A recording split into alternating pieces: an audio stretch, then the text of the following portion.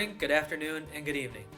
This is Shane Giordano reporting for the Engi-Nearly News, where we make engineering fun by telling hard-hitting stories with no BS. Shane, I'm starting to think there's plenty of BS. What? No way. I'll tell you what is BS, though. All this water that keeps dripping.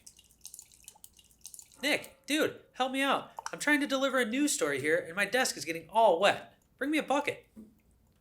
While I'm waiting, let's bring on two building enclosure specialists, Jessica Thiebout and Tom Bane. Jessica and Tom, welcome. Thank you. Glad to be here. So tell me what a building enclosure is exactly. Yeah, it's the parts and pieces of the building that keep the outside out and the inside in. So when you're thinking your windows, walls, roof, that's the building enclosure. That makes sense. Now explain to me all about this BEC, Building Enclosure Commissioning. What exactly is that? Building enclosure commissioning is a process applied to new buildings where we as building enclosure engineers help to ensure that the owner gets the performance out of their building that they want.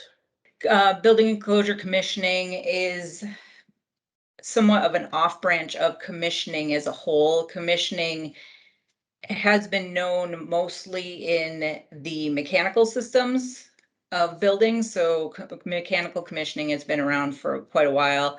And we're just now starting to recognize building enclosure commissioning as an entity of that, which is looking to get the performance out of the building enclosure that the owner expects. Okay, now let's say I'm an owner getting ready to construct a new building. I have zero extra room in my budget. I'm likely gonna roll the dice and skip this whole building enclosure thing.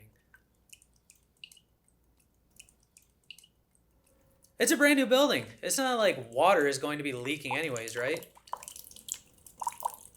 Well, the simple quote is an ounce of prevention is worth a pound of cure. So I worked on a project where the original project team were dealing with an existing building. They recaulked all the windows. Well, they didn't do the right testing beforehand, and they didn't realize that they had selected a sealant that wasn't going to work with the windows. Now they're spending hundreds of thousands of dollars to go back and replace all the sealant around every single window of their buildings because they skipped a $0 step during the submittal phase, and they didn't have someone there to help them make sure that they did it. I often say, there's the 110-100 rule. If you find something in drawings, it costs $1. If you find it during construction, it might cost you $10. If you find it during post-occupancy, you're looking at spending $100. Just kind of the order of magnitude of difficulty of addressing something later and as the project moves forward. Thanks, Jessica and Tom. Now I know how I could have prevented this ridiculous leak from ruining our show. This is Shane Giordano signing off for Season 1 of the Engi-Nearly News. Oh. I'm so glad this is over.